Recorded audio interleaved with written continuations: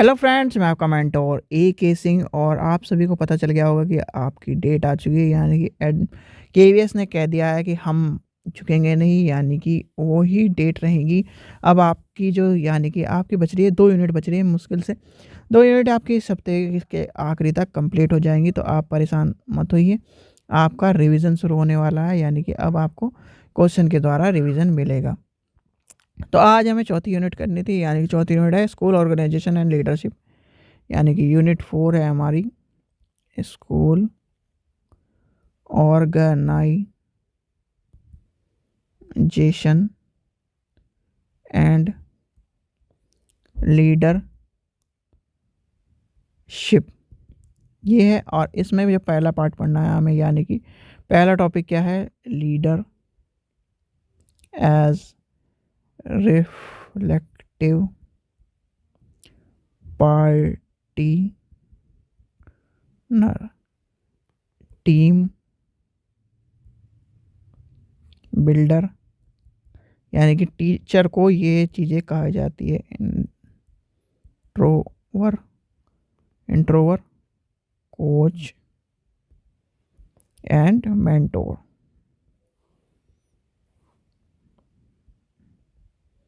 ठीक है, तो ये सब चीज़ें यानी कि आज हमें पढ़ना है। भाई देखिए, मेंटोर, कोच, इंट्रोवर, टीम बिल्डर, सब चीज़ें एक ही होती हैं। तो चलिए शुरू करते हैं, टाइम वेस्ट ना करते हुए। लीडर, देखिए लीडर क्यों कहा जाता है, यानी कि रेफरेंस, यानी कि पार्टिकुलर, एक तरह से व्यवसाय के रूप में क्यों कहा जाता है, कोई बता सकता है? भाई ये आपका है लीडर एज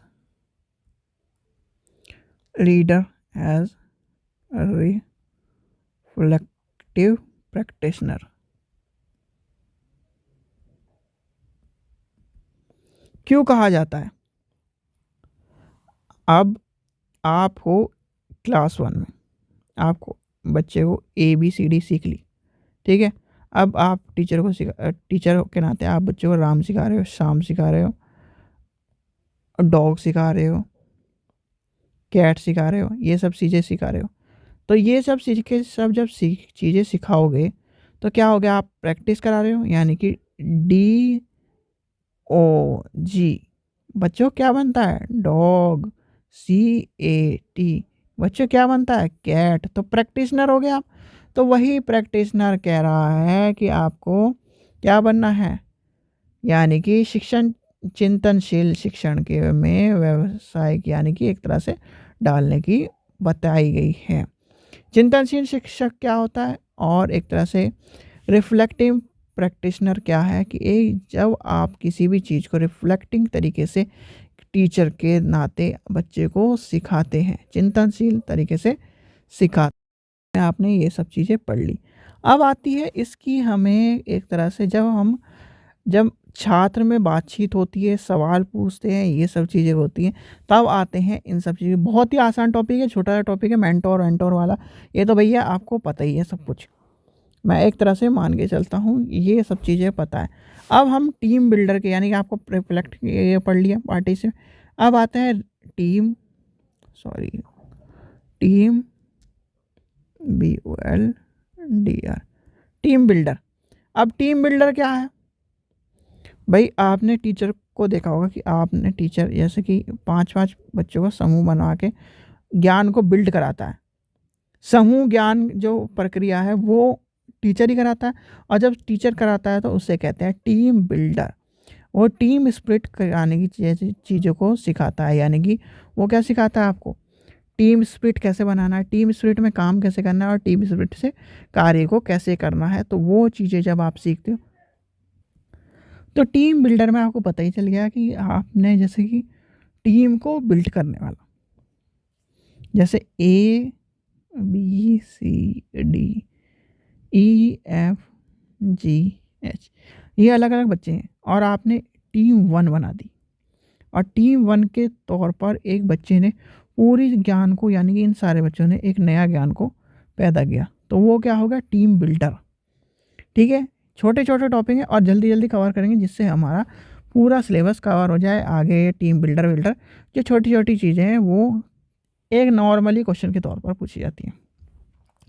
नेक्स्ट आता है इंट्रोवर, फिर आता है कोच एंड मॉनिटर। देखिए इंट्रोवर भी वही चीज़ है, टीम बिल्डर के तौर पर आता है। फिर आता है कोच एंड मेंटोर। मेंटोर का मतलब ये होता है, कोच का मतलब ये होता है, ये है एक तरह से खेल का मैदान। और खेल के मैदान में खेल के मैदान से लेके चलते हैं, फिर आपको मैं क्लासरूम के एनवायरनमेंट से समझा दूँगा। ये आपका गोल कोर्स है, इधर गोल कोर्स है। आपके कोच ने कहा, फुटबॉल का मैदान है, आपके कोच ने कहा कि यहाँ से किक मारो और गोल करो। यहाँ पे क्या क्या है, गोलकीपर खड़ा है यानी गोलची खड़ा है, ठीक है। और उस बच्चे ने या फिर स्टूडेंट ने गोल को मारा और उसने गोल को रोक लिया। जब गोल रोक लिया तो क्या हुआ, वो हार गया। और इधर जब गोल को उसने कर दिया तो वो जीत गया।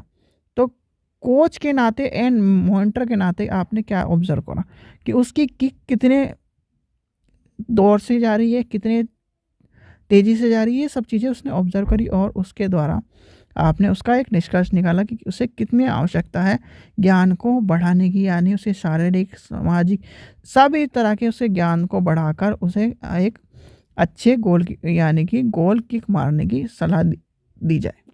ऐसे स्टूडेंट के नाते आपने अपने बच्चे को किसी भी प्रोजेक्ट के लिए करा या फिर कोई भी असाइनमेंट दिया, आपने उसे ऑब्ज़र्व करा तो उसने आप यानी मॉनिटर के नाते आपने उस पर ध्यान दिया कि इसमें ये चीज़ें कमी है और ये चीज़ें इसे सिखानी जिससे ये चीज़ों को सीख जाए।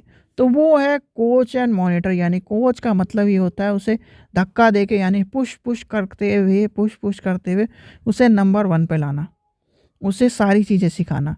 मेंटोर का मतलब ये होता है, कोच का मतलब क्या होता है, ऑब्जर्वर, और मेंटोर यानी कि कोच का मतलब सिखाने वाला और ऑब्जर्वर, और मेंटोर का मतलब सिखाने वाला। यानी कि कोच और मेंटोर में सिर्फ ये डिफरेंस है, भाई दोनों हैं एक ही चीज़। कोच का मतलब ये है, जैसे कोच है पहले वो सिखाएगा फिर उसको क्या नाम ऑब्जर्व करेगा, और मेंटोर का मतलब ये है पहले ऑब्जर्व करेगा जो उसने बच्चे ने सीखा है फिर उसे सिखाएगा। यानी कि एक तरह से मतलब यही है कोच और मेंटोर का, बस थोड़ा सा डिफरेंस है उस सिखाने और यानी कि कोच उस काम को बच्चे के साथ करेगा और मेंटोर उस काम को बच्चे के साथ नहीं करेगा। यानी कि आपने देखा होगा क्या है, मान लीजिए फुटबॉल का कोच है तो फुटबॉल का कोच फुटबॉल खेलता है कि नहीं बच्चों के साथ, तो वो है कोच। और मेंटोर का मतलब ये है आपका टीचर, आपने पढ़ा दिया ABCD पढ़ाना डिगड़ा जो भी पढ़ा दिया, जैसे मैं पढ़ा रहा हूँ और फिर उसे आपने मुझे बताया, यानी कि आपने मुझे चीज़ों को समझ, तो मैं ऑब्जर्व करूँगा कि हाँ मेंटोर के तौर पर या आपकी स्किल अच्छी है, ड्रेसिंग सेंस अच्छा है, ये अच्छा है, वो है मेंटोर। अब आपको दोनों चीज़ें समझ में आ गई हुई।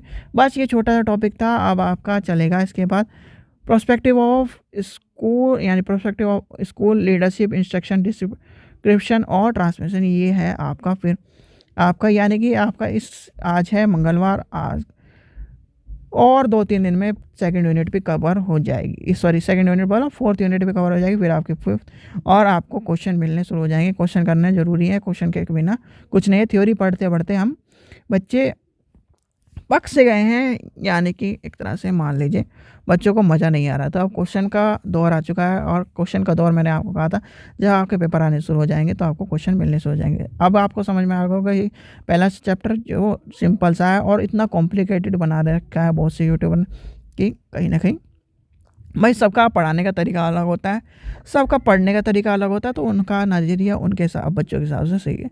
मेरा नज़रिया इस हिसाब से सही है क्योंकि आप बच्चे नहीं रहे हो, आप बड़े सिचुएशन में आ गए हो, तो इतना तो आपको छोटी मोटी चीज़ें पता ही होंगी।